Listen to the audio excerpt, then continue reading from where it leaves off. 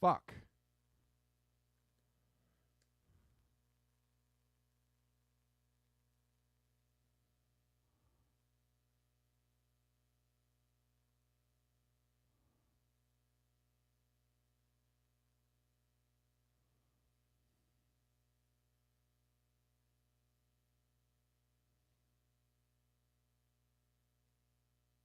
The fuck is going on?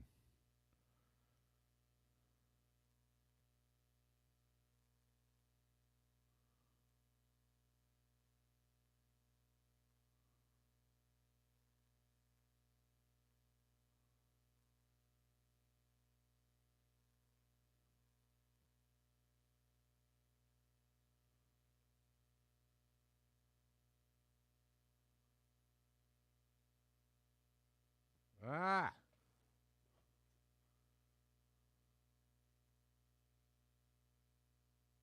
Where the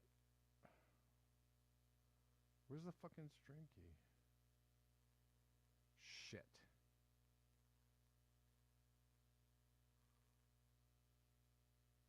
The hell?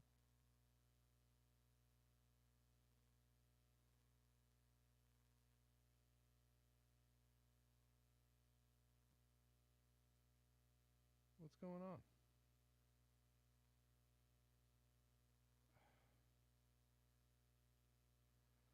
Yo.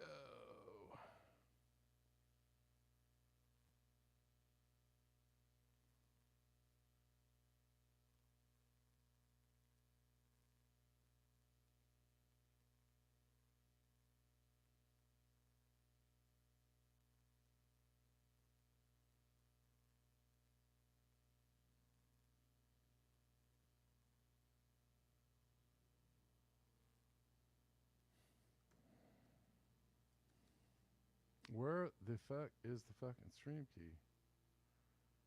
Why can't I see it? Hello.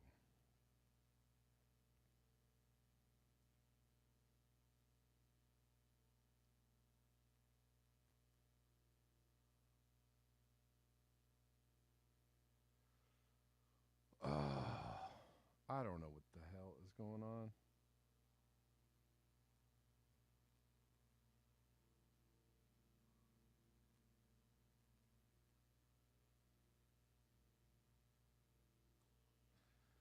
All right. Jesus.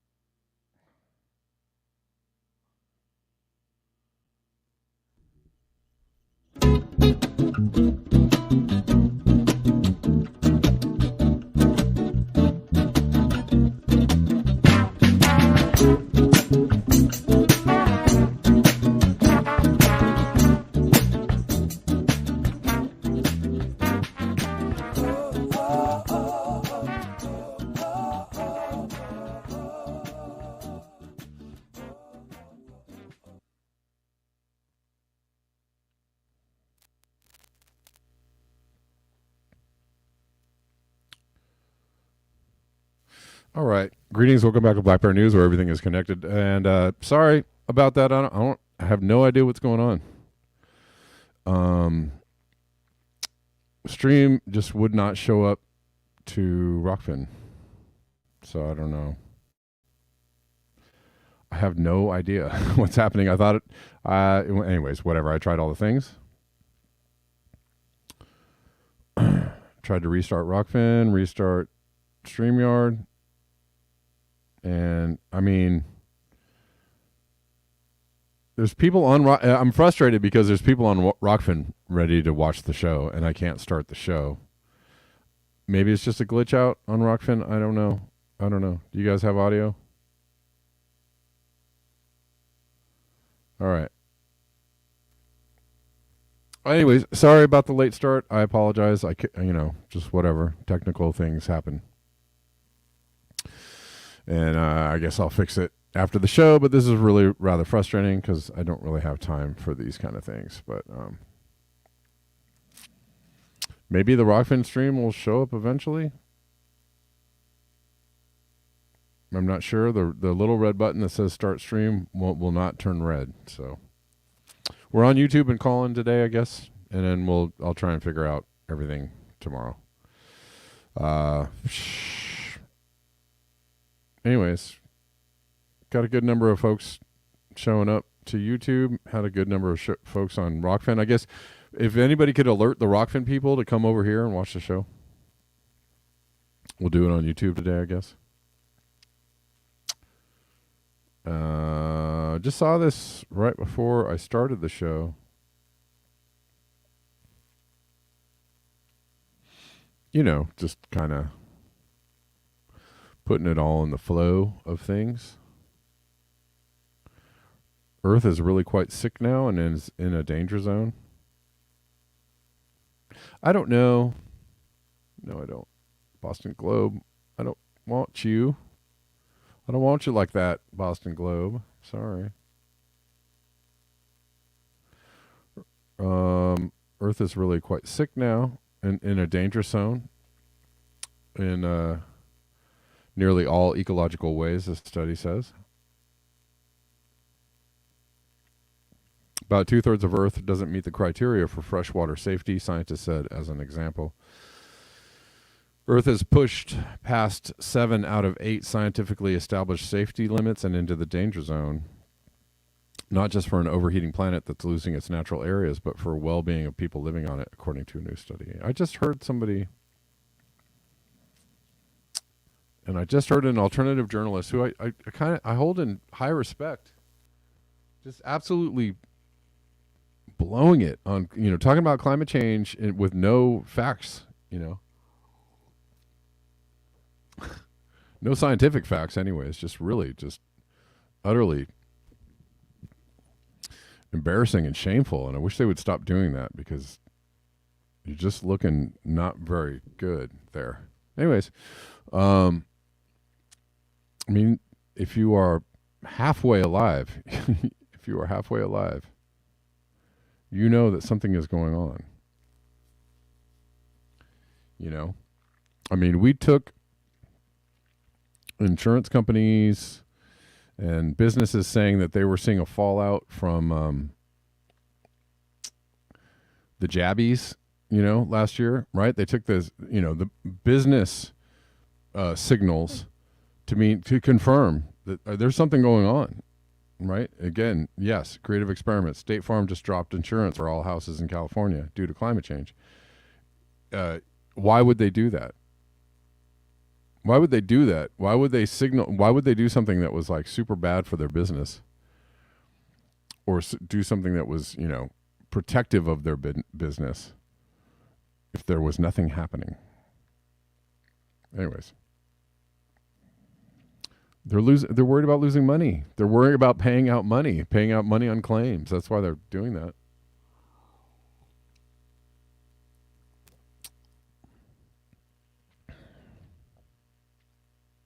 So ridiculous. Anyways, study looks not just as guardrails for planetary ecosystem, but for the first time it includes measures of justice, which is mostly about preventing harm for countries, ethnicities, and genders. Okay. Study by the International Scientist Group. I mean, we should just save the planet because it's good for everybody, okay? Because it's good not to live on a dead planet, all right? I don't know how, I mean, if you need equity and,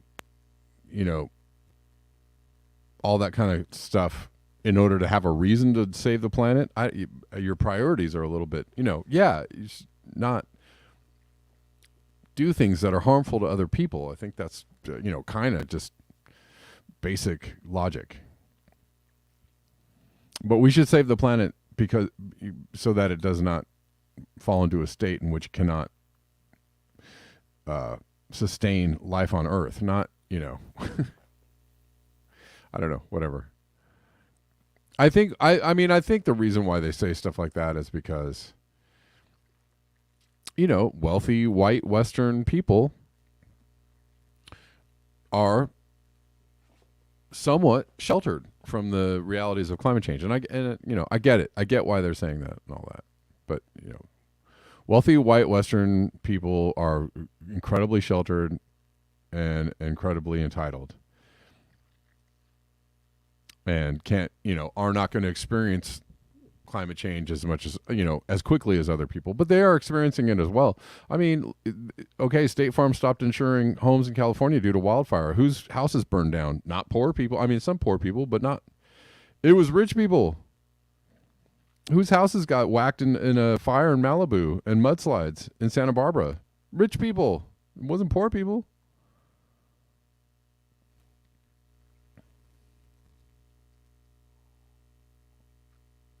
Climate change doesn't really care.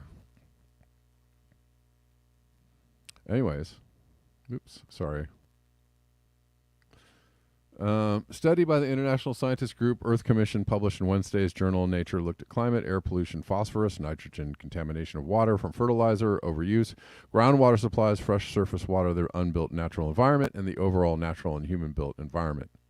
Only air pollution wasn't quite at the danger point globally. Really? Oh, air pollution? Huh.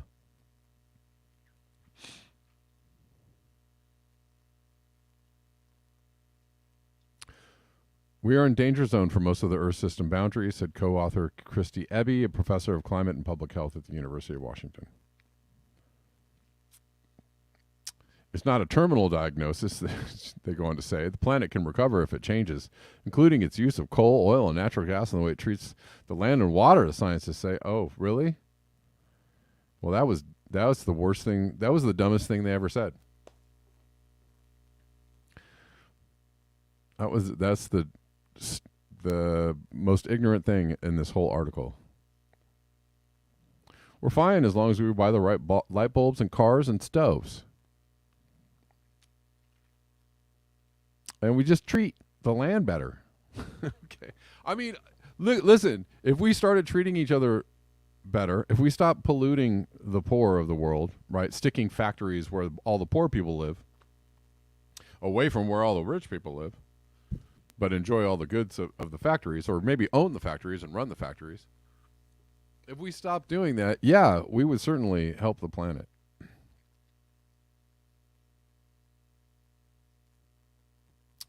Steve Breedlove. Paradise CA was mostly poor people, a lot of vets on pensions, sons of elderly, 80 or so died. Yeah, no, I said it wasn't all rich people. I know Paradise was not necessarily a wealthy area, but there was also homes that burnt in like wine country, Sonoma, and pretty nice homes.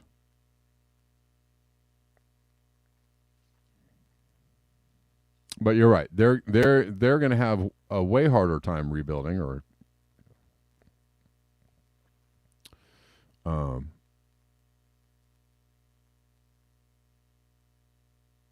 Creative Experiment says, I've been saying that home insurance actually enables climate change denial. See, I'm fine. I can rebuild. It's okay. Well, and that is the reason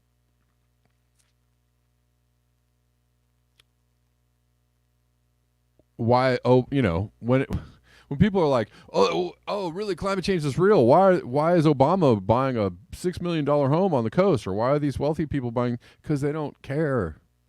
Because they have 3 other homes, because they have insurance, because they can afford it. If it burns down or floods out or whatever, they can afford to fix it and put it back together or move it inland or build a seawall. It doesn't affect them the way it affects other people. So, I don't know, maybe equity. I don't know.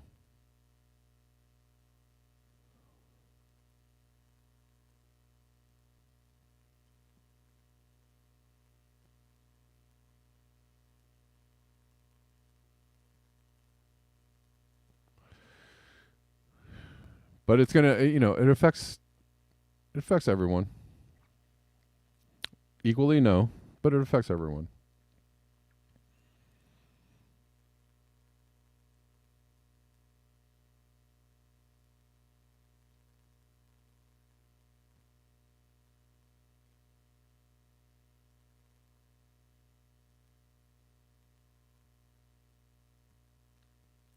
Rudel Zavedno says, going green is a big scam in the current economic system. Our government offered us all public transport for 70 euros while eliminating reimbursement of job travel expenses. That means 350 euros off my salary.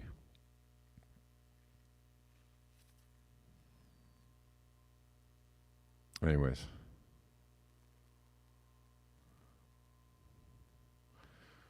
What about the equity for the animals? That's the other thing. I mean, it's fine. It's fine. I think, stick in the equity clauses in all the climate change articles, certainly. But they don't ever say like, but what about the animals? What about all the other living things that we're killing off? They don't count. Why? Because it's only human rights that count. Only human rights count. Only other rights of other people count. Only human rights count, not the rights of nature.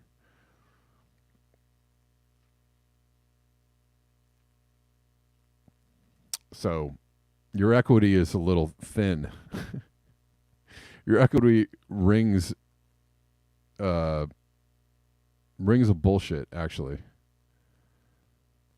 Because if it's only human rights that count, well, I don't know. They're not going to count for long. I'm sorry to say that. I know that sounds really harsh, but they won't count for long. Spain's farms are dying, says Peter Dines.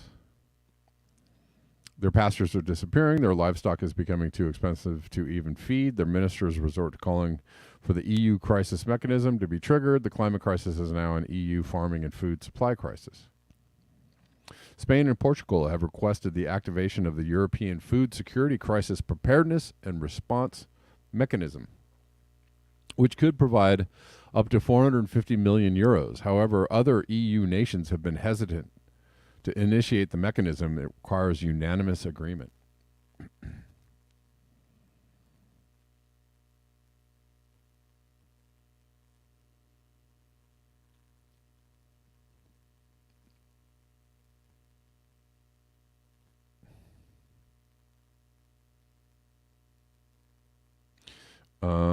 Let's look at this from Go Green.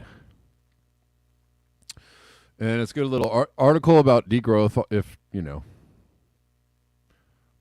well, it's an all right article about degrowth. What is degrowth and how can it fight climate change? What is it about degrowth? A cure for changing climate could be a stagnant economy. What? Oh my God, my brain is going to explode. I mean, we can't grow the economy and fight climate change at the same time? Man. There's no other way to put it. As climate change envelops more and more of our daily lives, we are going to have to change the way we live. That will mean prepping for weirder weather, shifting our diet and using cleaner energy. But a growing economic idea is also brewing. Could a slower growing or stagnant economy be the key to combating climate change? Well, what is this? Tell me more about this. They're saying slower growing. How about a backward growing economy? Degrowth. I mean, they're not even, they say degrow in the title, but then they say slow growing or stagnant, meaning steady state, which is not the same as degrowth. Degrowth is degrowth. Degrowth is getting smaller, shrinking, not staying at the same, not slow growing. It's shrinking. That's what degrowth means. So they're doing a good job of, I don't know, misrepresenting what degrowth means in this.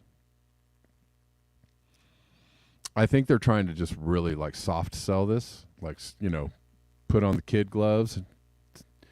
How about this idea? I don't know. I don't want to go too hard.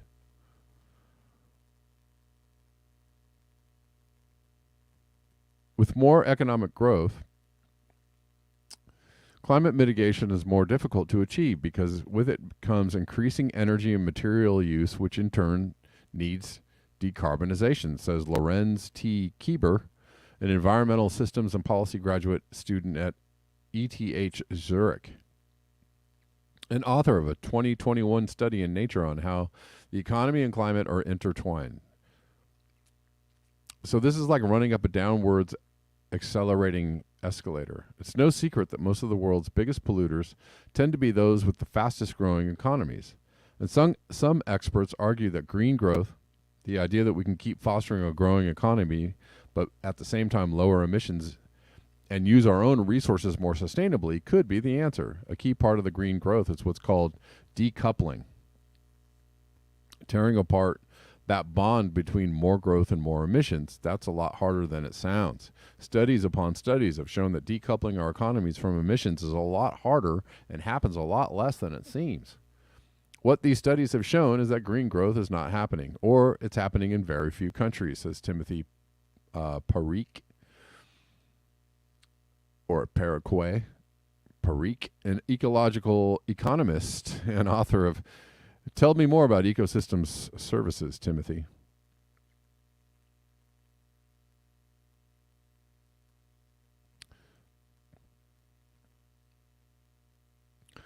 Some countries, have shown a bit of success in terms of green growth and decoupling, such as the UK, which is lauded to have achieved the fastest experience of decoupling on Earth, Parikh says. But even success is complicated, and it's not happening nearly at a quick enough rate to comply with the Paris Agreement. Anyways, there have been studies that have shown that decoupling is actually false. It's just externalizing the emissions, right? Right. We put our emissions over here. We took them out of the UK, and we're not counting these emissions over here, which also contribute to our economy. That's what they mean by decoupling.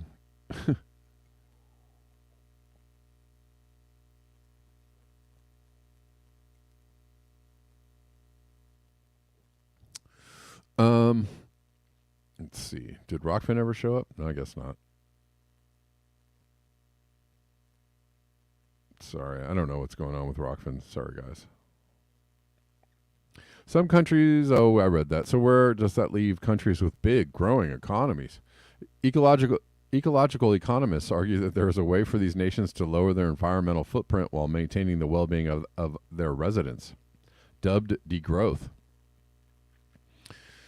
It's a concept of planned and thought-through reduction of energy consumption and natural resources use in a big emitting countries by and by, slowing down the growth of the economies. That doesn't sound very equitable, person that wrote this article. Sarah Kylie Watson, that doesn't sound equitable to me. Keeber's study, published in Nature in May of 2021, found that degrowth is likely essential to keep climate change limits under 1.5 degrees Celsius. Well, there's a knee slapper, because that ain't happening. We're not staying under 1.5. That is not happening. That is an absolute falsehood. It will not happen. I don't know if I could say that any more forcefully.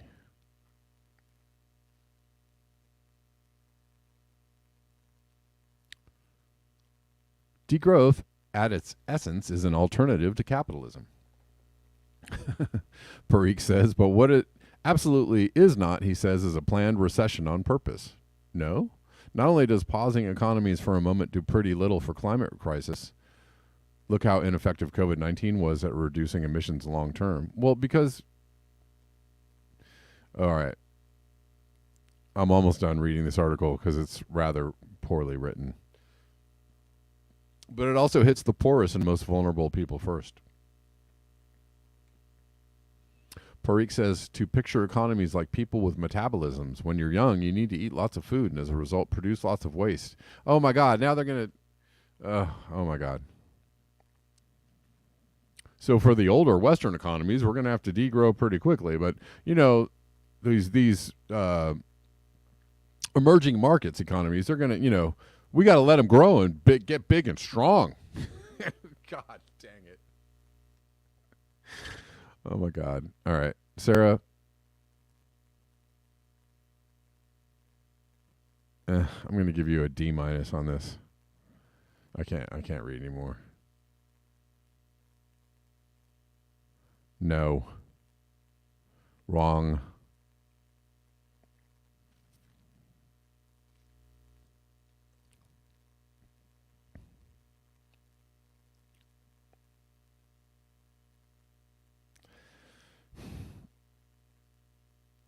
I mean,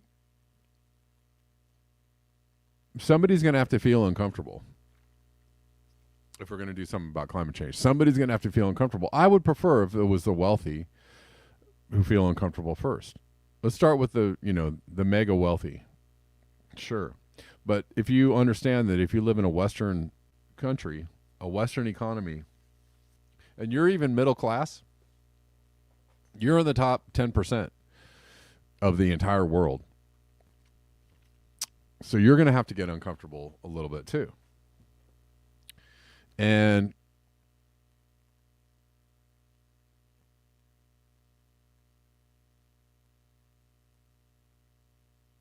I mean, yeah, Gene, I agree with you. Um, but it's a little late. It's a little too late for that, unfortunately. I mean, we've spent the last 100 years, keeping other countries from keeping these countries from having socialists or even communistic designs on taking care of their country. We've destroyed the planet. So start with the military. I agree with you on that too. Yeah, start with the military. Start with the uber wealthy. Put a cap on salaries. You can't make more than $200,000 a year. That is a lot of money. That's plenty to live on. You are super wealthy. If you make $200,000 a year and you can't live on that, then that's your fault, your problem. But a cap on salaries at $200,000. Just start there. That would be good. But we cannot. I mean, you just can't allow the destruction to continue, right? You can't say, well, these smaller countries or smaller economies or developing countries, well, they got to get to a point of, I feel like, yeah, there's a minimum of, you can give people clean water. You can make sure everybody has a house and have food. There's nothing wrong with that. I think that's totally doable. But as far as growing their economies, what does that mean? Or growing their their technological prowess, that I don't think that is something we should do. I don't think that aspiring, what standard of living are we aspiring to? What standard of living are we aspiring to? That's a serious question, So the standard of living is having enough food and having a home over your head, and having some maybe basic sanitation or medical care. Okay, yeah, that's fine, but not everybody in developing countries are going to live like an American middle class. No, you can't have that. I'm sorry, you can't have it, and we're not going to have it either. Nobody's going to have it, because when things fall apart, nobody's going to have it. So when things fall apart, nobody will have it. So it doesn't really matter anyways. But if we were talking theoretically about a way forward. Anyways.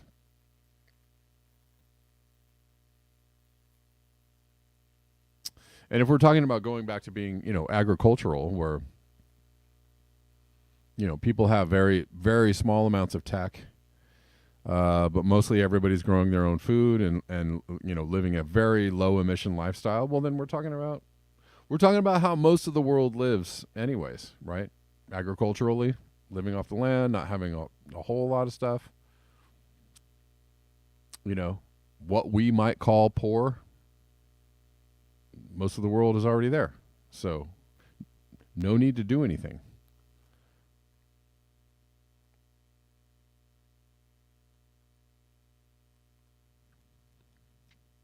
I know that sounds harsh, and I know that sounds really weird. Oh my God, what are you talking about? That's so crazy. Are you anti-human? No, not at all. Not at all. I'm pro humans living within their planetary boundaries. That's what I'm pro.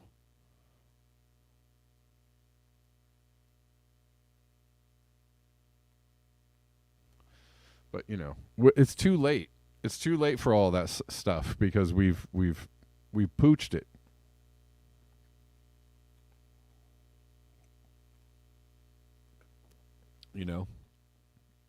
I am in alignment with Jim Bendell in that, I don't know how we're going to adapt to a hotter world, but we're going to have to emotionally and or spiritually accept that something very different is coming. That acceptance might get us through something. I don't know.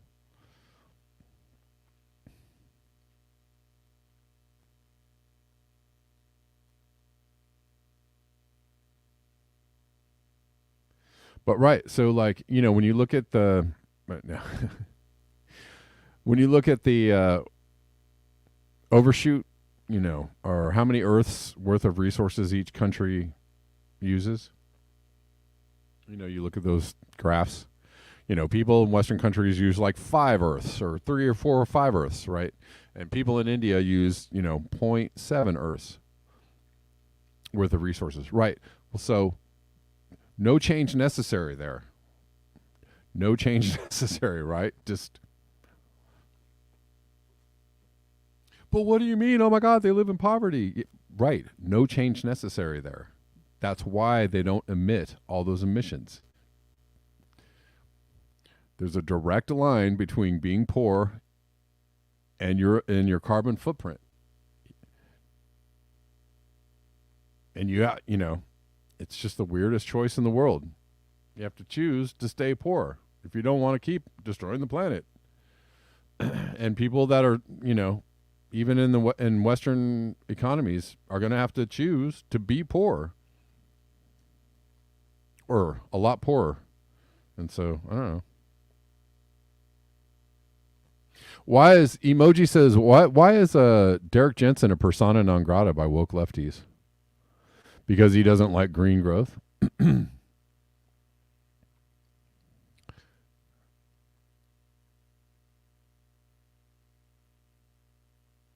John D, if you live in the US, it's at 5 Earths. Something like that. Very close to 5 Earths. Bright green lies ain't popular with the woke. Yeah, I imagine so. On the same with Planet of the Humans, right? If you tell the truth about what's going on the planet,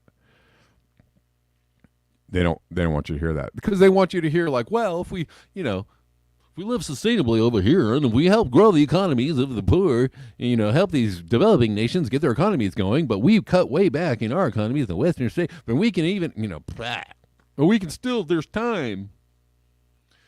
They don't want it. That's just such gaslighting. There's still time. Or we can avoid 1.5C if we only live the right way. Okay. It's not happening. Just tell the truth already. I know it's harsh, but just tell the truth already so that people can make better decisions.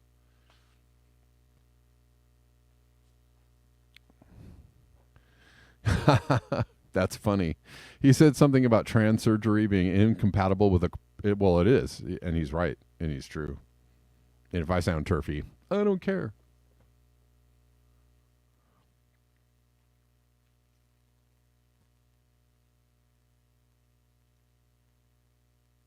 But, agenda. I'll just get the agendas out of the way right now.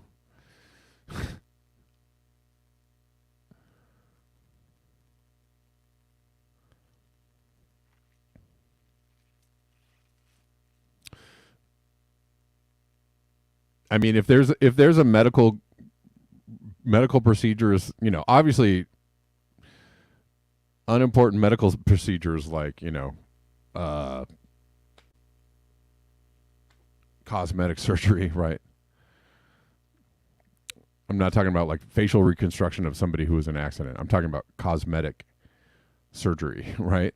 Just because, I don't know, my things are getting saggy and my lips need to be bigger, or I need a different gender today. Like, that's, I mean, those things absolutely would be unauthorized, but whatever.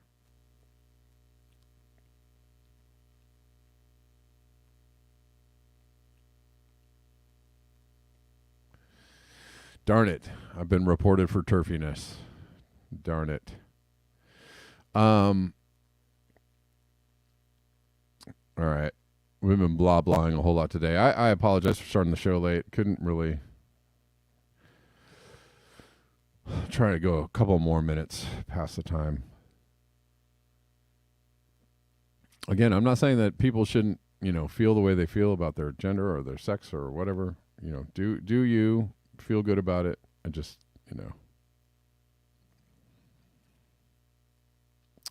we just stop making it such a big deal and just let people be people. Just let them do their things. I support you. do your thing. But, let's not make it such a big deal.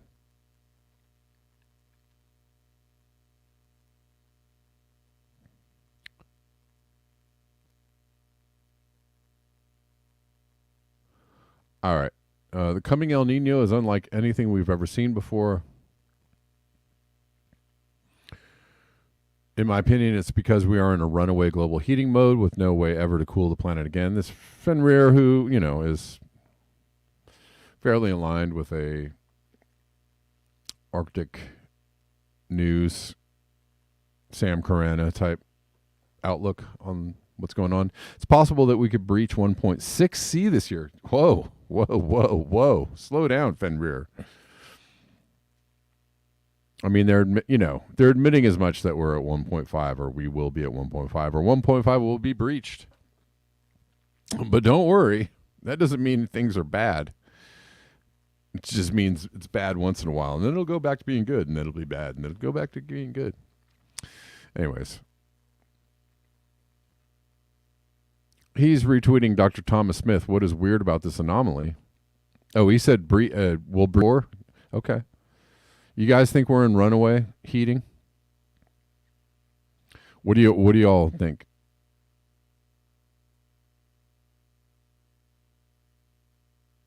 Are we in runaway heating or not? You think it's all down the tubes in 2 years, or I don't know. I mean, I don't know about that, but it seems pretty bad. It seems like if we get a couple more years of weird, wacky, wild, wacky weather,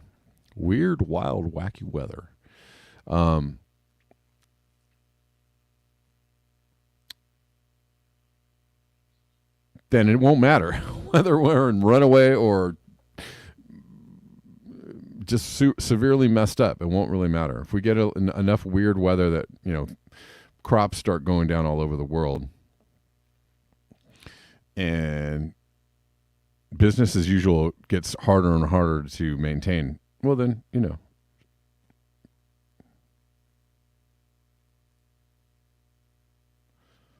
I see a lot of yeses that were in runaway.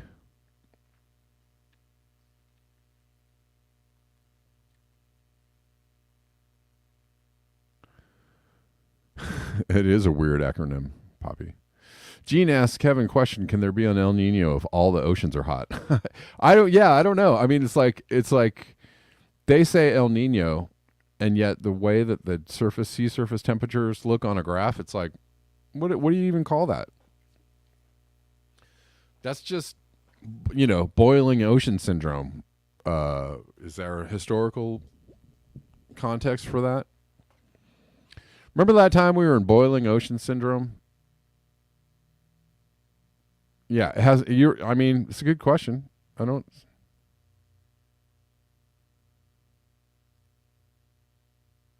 Yeah, it's, beyond El Nino, El Papa.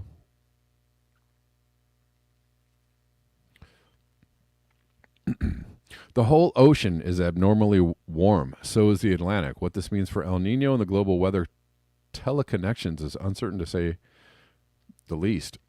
This isn't good news.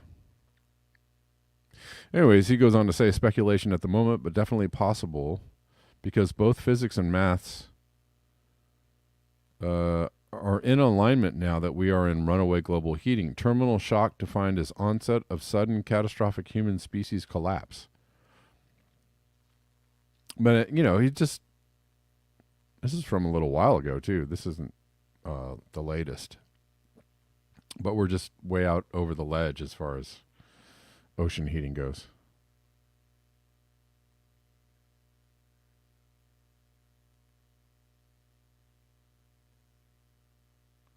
John D says, by 2C, I don't think there could be so much chaos in terms of water, food, trade, and mass migration. There could be so much chaos. We won't have time to be concerned about 4C. Yeah, I mean, by the time we're at 2C, it's just going to be ridiculous. Nobody will know. Everyone will be even more confused about what's going on. What's going on? I saw this article. Can we not do this, climate change, people? Climate change communicators, can we not do this kind of they're spreading misinformation on social media and big tech's, behind. Okay, can we not do that? Just present your evidence. Let's not get into the. We need to stop. We need to stop getting into the whole climate deniers and all the other conspiracy theorists they all need to be locked up and booted off of social media. Just can we stop doing that? Because you're not helping your case. You're not convincing anybody. Insisting that it's settled science. Insisting that people need to be locked up if they don't agree with climate science is not helping your case. I'm telling you, it is not helping your case. You are effectively not a communicator anymore if you're doing stuff like that. You're just you're an enforcer, and that's how people see you. So you're not going to convince anybody that something's happening by doing that. You're actually going to push more people into resisting your message. Do not do that. Please do not do that. I don't agree with Joe Rogan. I mean, it's fine for Joe Rogan to entertain alternative ideas about climate change or whatever. It's fine. It's whatever right now. We don't. People are so confused about what's going on, and people are so resistant to anything coming from mass media and the elites and whatever. We don't need to dig in our heels on this, really. I don't know. This isn't helpful, and I don't agree with canceling people, silencing people. If you want to disagree with people, disagree with them, present the evidence, or even if you want to cuss them out, but don't, whatever. I don't agree with Joe Rogan. Joe Rogan knows perfectly well that climate change is real. And I've heard him say so. I heard him argue with Alex Jones on climate change, and he actually spanked Alex Jones on that subject. Alex Jones didn't have anything to say. He's like, climate change is happening, and Alex Jones didn't have any refutation of the evidence. So Joe Rogan knows perfectly well that climate change is a real thing. But he's doing it. He's doing it because not believing in climate change is very popular. It's very fashionable, and that's a trend that needs to die quickly, and it will eventually. But it's trendy right now to think that climate change is because of something else, or it's not really our fault, or what are we going to do about it? If only the wealthy would stop flying their jets. Oh my God, it's just whatever.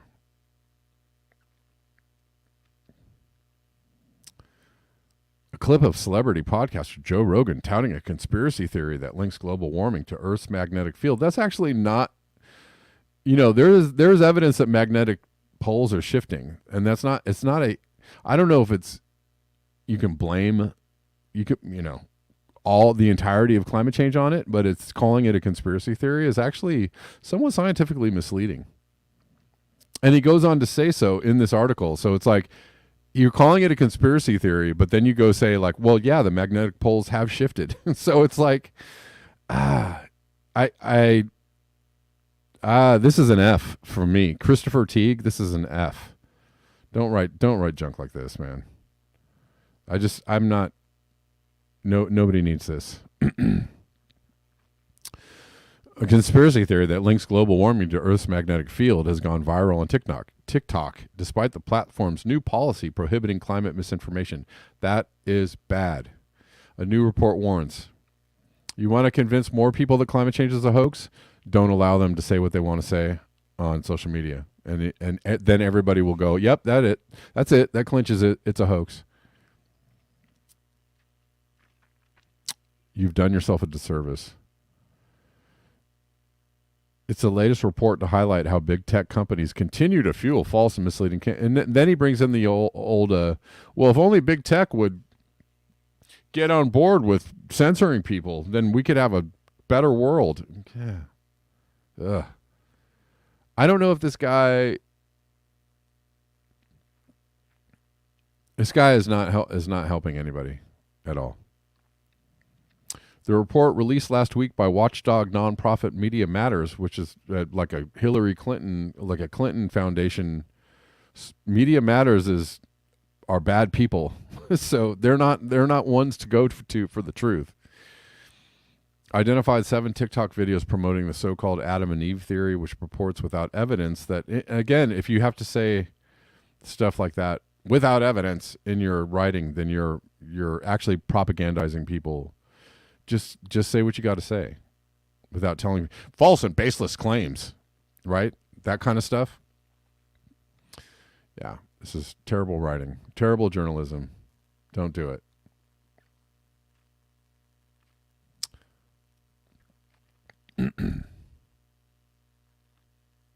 Climate change is this narrative that just gets repeated over and over and over, and this fear-mongering, and everyone gets freaked out, Rogan tells his guest, YouTuber Jimmy Corsetti, in the episode. If the magnetic poles might shift and we might get hit by a giant rock from space, we might have bigger problems. Yeah. And this is very interesting. This is a very interesting part of this article. Taken from the book, a book written in 1965 by Chan Thomas, who worked in the aerospace industry and claimed to be a psychic. The Adam and Eve theory claims that Earth's magnetic poles shift every several thousand years. That shift, in turn, causes cataclysmic events, Thomas claimed. I mean, there's plenty of people on this channel who have spoken about magnetic pole shifting and it being somewhat involved with climate change, or that climate change is causing the magnetic poles to shift. Who is it that said that recently? Someone on this channel. The shift in turn causes cataclysmic events, Thomas claimed, such as tsunamis that destroy civilizations and drastically alter Earth's geology. Thomas titled his book The Adam and Eve Story, hence the name of the theory. According to Media Matters report, the book was previously unavailable to the public until the Central Intelligence Agency declassified 57 pages of it in 2013. What? Well, the book was unavailable to the public and then the CIA declassified it? I mean, that makes it even weirder. Why would the CIA have to classify this book if it's a conspiracy theory?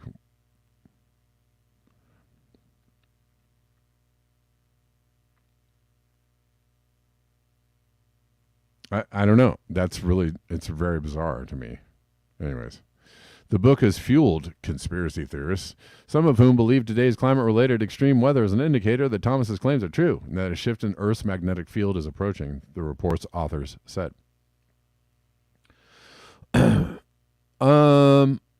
In fact, NASA reports that major shifts in the planet's magnetic poles have occurred several hundred times in the past 160 million years. So confirming that but they said it wasn't linked to any climate changes. Okay. But it's not a conspiracy theory that the poles have shifted in the past and might be shifting again. That's not a conspiracy theory. And I've heard plenty of people talk about it. Joseph, hold on. Let's take this call from Joseph. And sorry, give me a second, Joseph, to see if I can get the sound in here.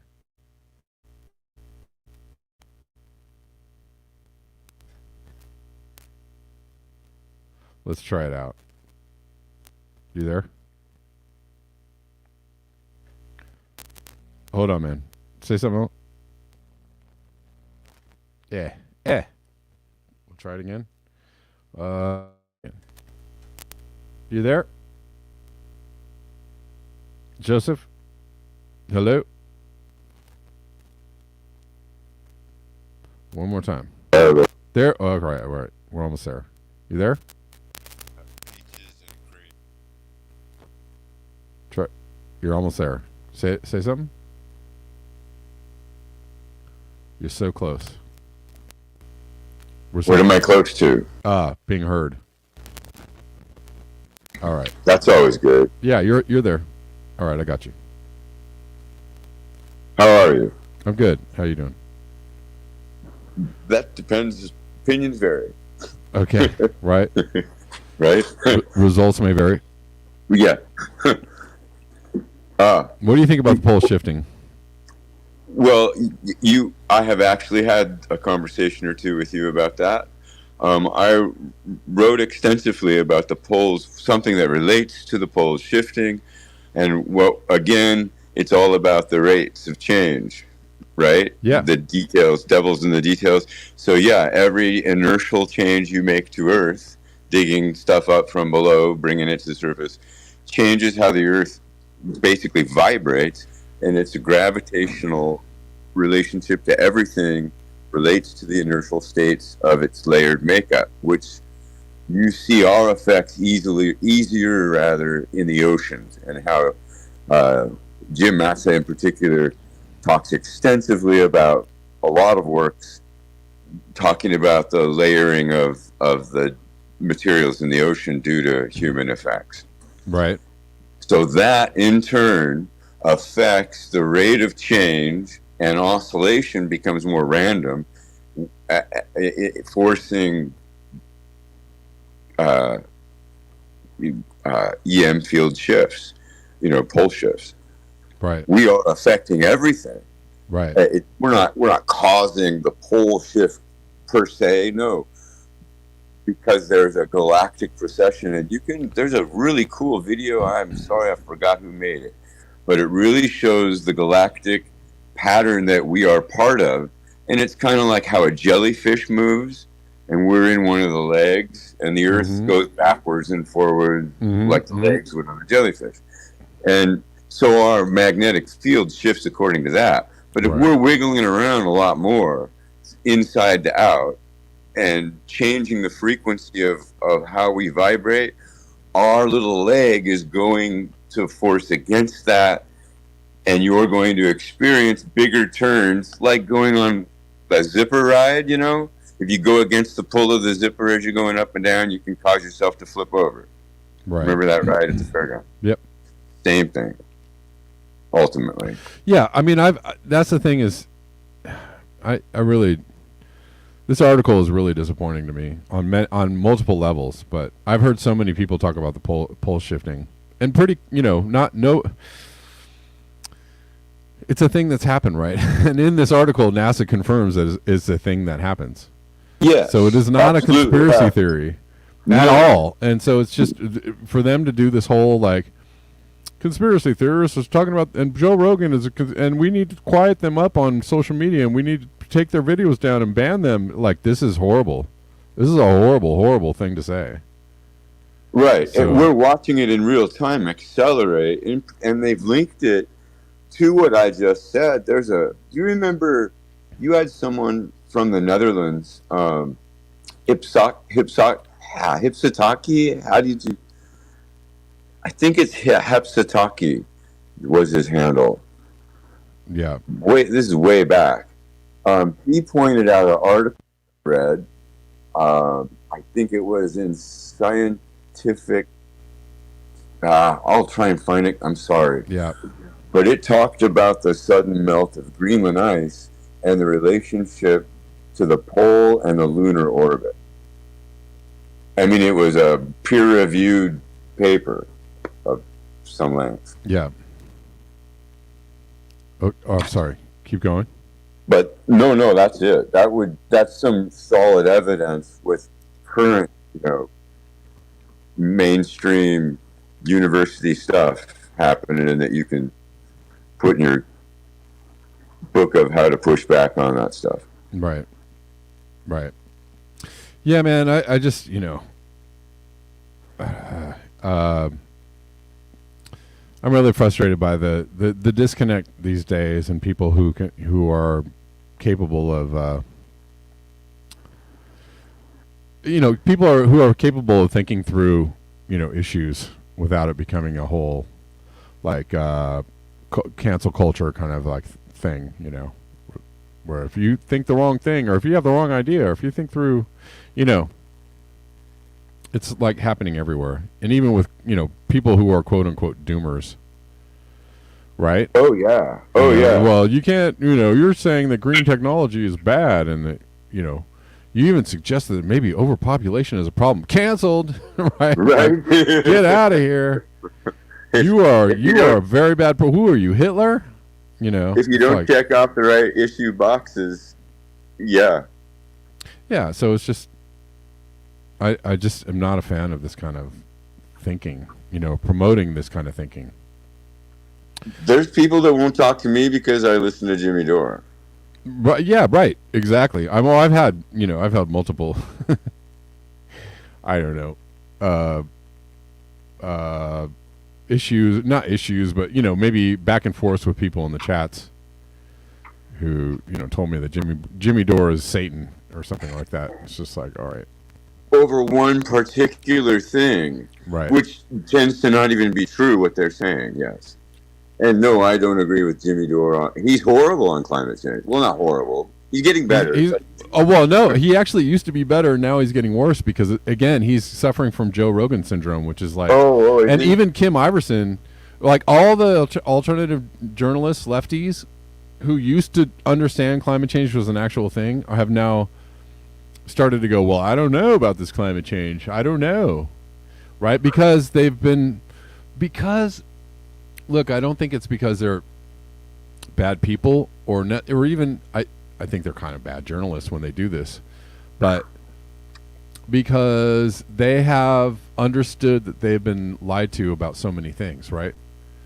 A lot of the lefty alternative journalists who are a little deeper down the rabbit hole have come to understand, like, oh wow, the level of lying is so profound and intense that they are like, well, maybe they are lying to us about this climate, right? Maybe even climate change. Yeah. I did not know that about him, though. Yeah. I didn't know he was going down that road. He is starting to go down that road. He's starting to say, like, well, at least he's saying, look, this WEF, the WEF response, the Klaus Schwab response to climate change is really bad, and they're trying to use climate change in order to like kick people off their farms and do bad things to people, and he understands that on that level that's true, and that's good. But it is also... Oh, he thinks because of the tech stuff that it's all a hoax to sell stuff, like Joe Rogan. In a way. I mean, he's kind of going to that side. He's kind of going to the side where it's like, well, it's not, climate change isn't a hoax, but it's just a tool, right? They're using it they're using it as a cudgel, which I think is true, which I think is absolutely true. That's he's right on that. But it also is starting to... He's playing into the whole... Well, I don't necessarily believe in this climate change thing, right? Where is it? They've told us that climate is changing for 30 years. Where is it? Kim Iverson says stuff like that all the time now, and I'm just like, oh my God. Oh, okay, so... Yeah, oh my God. It's like you're going down this road without any without any data and evidence behind what you're saying, and it's just... If you were talking to Joe Rogan or Jimmy Dore or Kim Iverson right now on the phone, how would you explain it to them in a way that they believe it? I would start by asking them, like, how do you explain all the things happening on the planet? How do you explain the massive floods, the atmospheric rivers, Kim Iverson in California, right? I would do just a basic rundown of climate science, right? How everything is messed up because of the jet stream, and how we are warming much faster towards the poles, and we're losing ice, and the sea levels actually are rising. There are king tides in Hawaii, Florida, everywhere, right? Which are taking out homes, which are people are having to move their homes back from the shore in the Carolinas and in Florida. Like, there are actual things happening that you can go like, yep, that's definitely happening. Right? Okay, so the kickback to that's going to be, well, how do you know these aren't natural phenomena anyway? That's what they're all going to say in some way. And how do you know how much of it, know? Well, I mean, I think there are like, if you show a chart of like the rise of CO2 in the last, whatever it is, 100,000 years, right? And you say like, that's pretty off the charts there. and temperature is really just taking its time to catch up to the amount of CO2 that's already in the atmosphere, right? And we can see that the temperature is going up, right? How do you explain the massive like record heat waves, and we're breaking records every single year?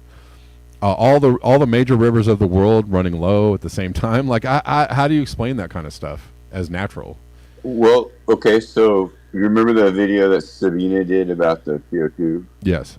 And so to get them to where you are with CO2, they have to get to that level before they're going to be able to picture everything you just said in some way that makes some contextual sense to their life. Sure. So my saying back to that is the layering of the oceans and the rise and the stuff you put into it should be a much more bleak picture, but that involves understanding some pressure and thermodynamics in the atmosphere that would respond to the ocean creating those atmospheric rivers.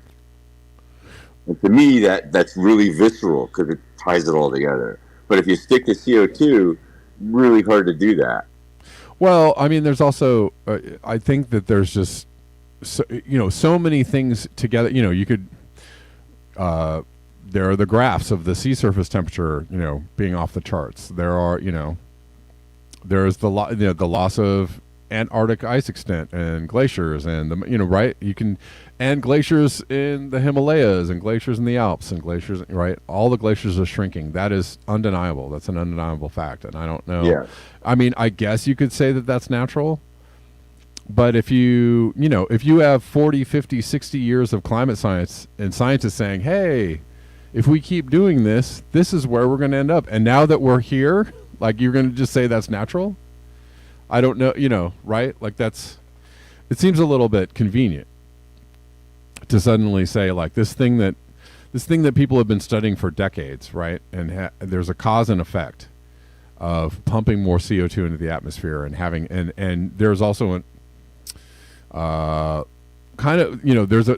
it gets warmer and warmer every single year, right? These things, these weather events and weather extremes seem to get worse every single year, indicating like kind of like an exponential rate, of things getting faster and faster.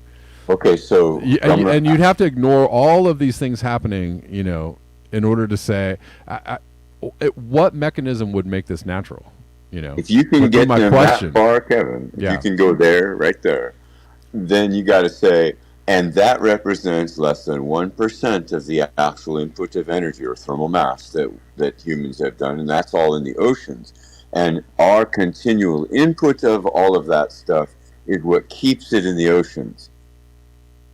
And once that stops, what they're calling aerosol masking, that's a complete misnomer, but it's so hard to explain that, I don't even want to go down there. Yeah. But once you stop doing that, that's the pushback that happens. All that layering in the ocean, there's going to be a natural mean that literally places some density between the atmospheric rivers and the actual oceans to where the atmospheric rivers are being experienced. In other words, that stuff will suddenly expand to that point. Mm-hmm. It's physics. I mean, you can't avoid that.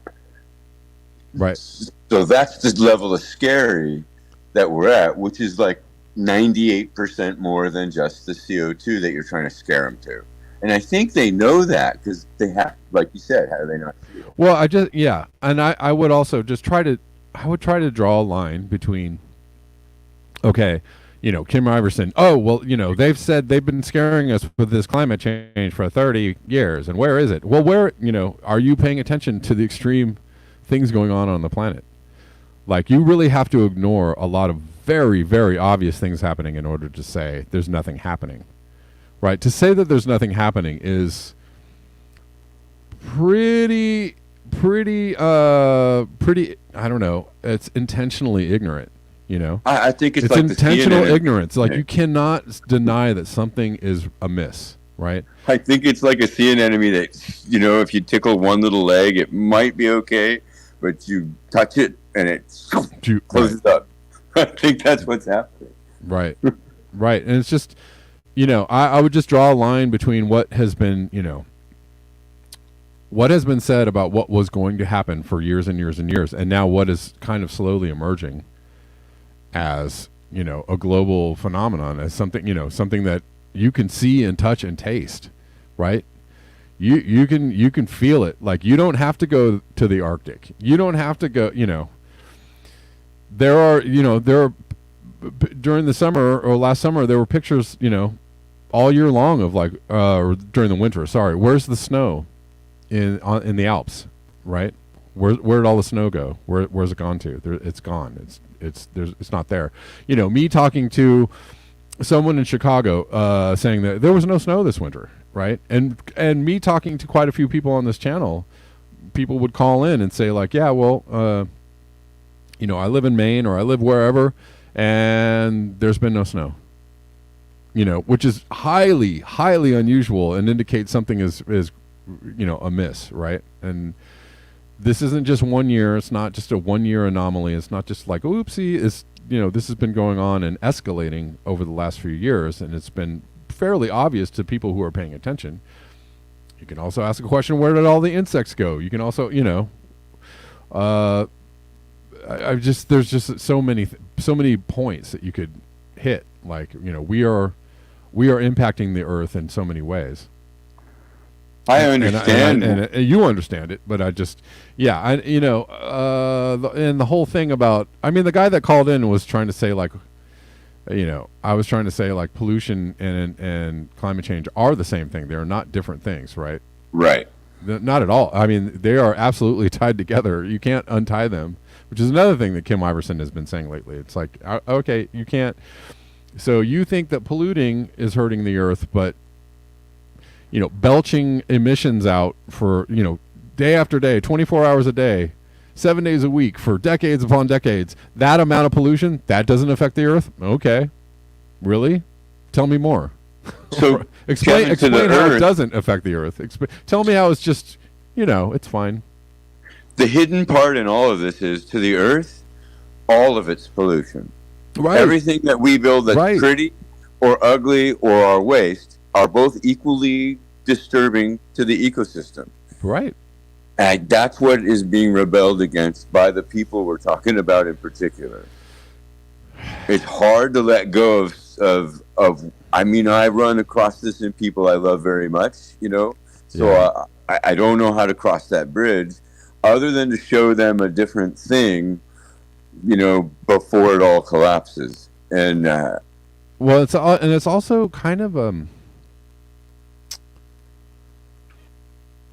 it's also there's a lack of being able to understand like science, right, and how things kind of work. yes, But it's a very simple science. That's the thing. It is it's like an intentional ignorance, and I think part of it might not even be conscious. Like, I think that subconsciously a lot of people understand that we are in trouble. Like, you can see things, you hear things, you understand, you notice things, you experience them, and you put them out of your mind or out of your consciousness because they are a little bit too scary to understand. Right? It's a little too scary to acknowledge it and go like, "Oh, I see that. Oh, geez. And yet, oh, geez, yes. that whatever that is, that's not good." And so it's convenient to not understand this very simple science in order to create another reality in which everything is fine. Because feeling like everything is fine is way easier than understanding that we super screwed up. What's better for that than the internet, going to the mall, and movies, right? Right. Yeah. Going from your air-conditioned house to your air-conditioned car to your air-conditioned job, and never having to experience anything other than oh, it's weird. What's going on outside? It's almost bizarre here. Winter just won't stop here. Like, it's bizarre. It is bizarre. It's fucking cold as shit in Los Angeles, and it's been cold as shit, and it's almost June, and it's like, I don't necessarily want, because summer can be very brutal and long and hot here. Well, what's freaky crazy? So I'm actually kind of Where's it going? But I'm enjoying it on some level. But I'm also just like, Jesus, this is fucking weird, right? While this is weird, winter hasn't stopped in California, or what we experience as winter, and yet I just talked to somebody from Chicago who said like, we didn't have any snow in Chicago this year. It was great. I was like, okay, that's not cool. That's not supposed to be. That's not right. That's not how it's supposed to be. And you should be. Yeah, it was great because it wasn't too cold in Chicago. I didn't have to shovel snow. Yeah, it was awesome.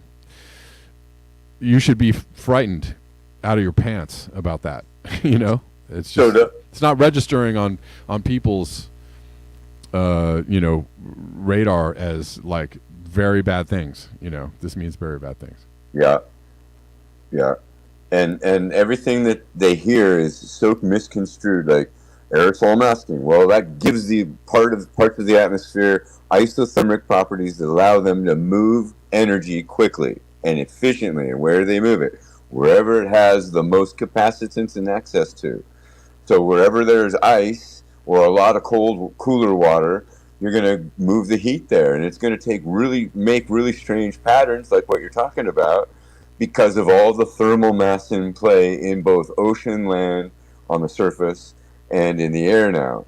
And life's getting interesting because it's like a big stew pot coming to boil. Yeah. Yeah. And and we're seeing things that are just like, oh my God, that's like insane what's going on. And yet in the levels of denial or like, well, I don't know if this climate change is really happening, that whole thing seems to be on the rise too. And I think those two things are going to come to some kind of head, soon enough there's going to be some kind of like popping of the bubble of denial, and there's just going to be a moment where it's going to be like, oh shit, well, damn, okay. Well, whoops. For you and your long viewers, the deep ones, that moment happened for a lot of people that no one that I know has direct open access to, including me anymore.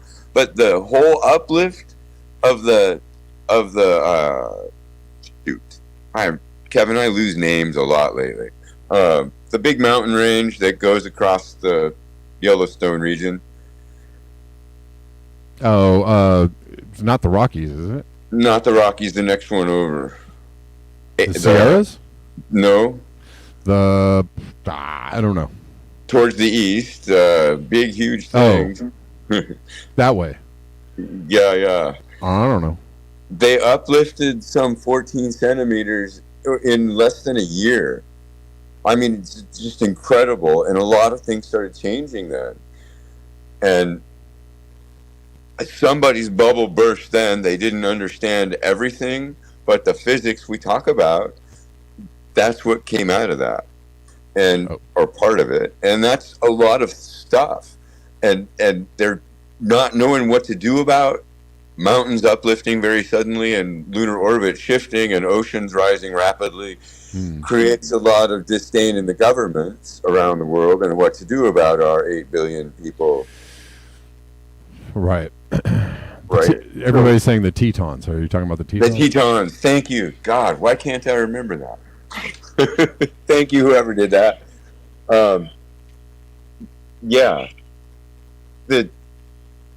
next phase of our existence depends on us working together as communities that interlink, that we can move around and still have the same basic food supplies, water supplies, etc., not dependent on industries.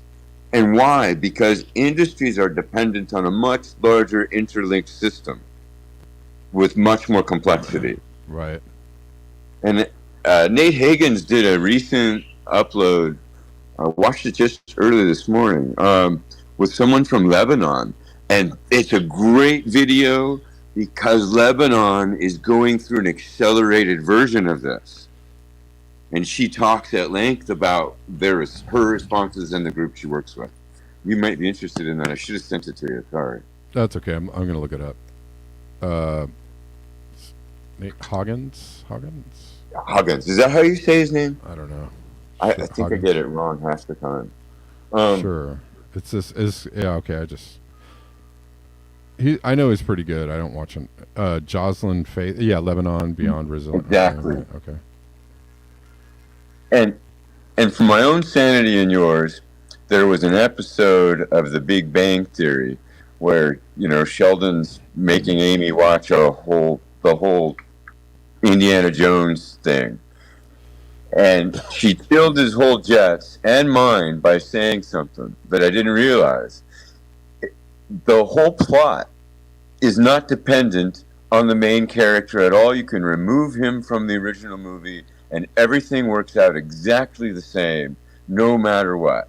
He didn't change anything by running around trying to fix everything. Okay. That helped me a lot. Yeah. Yeah.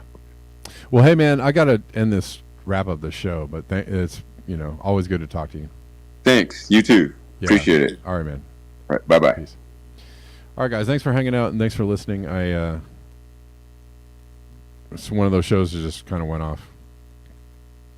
off into all kinds of different directions, but we'll hopefully figure out the Rockfin thing tomorrow, and I'll be back on Rockfin. But I'll be back tomorrow at the regular time, 12 p.m. Pacific Daylight Time.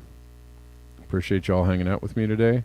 You all know the ways that you can support the show: Venmo, Cash App, Buy Me a Coffee, Super Chats, Super Rays, all the things.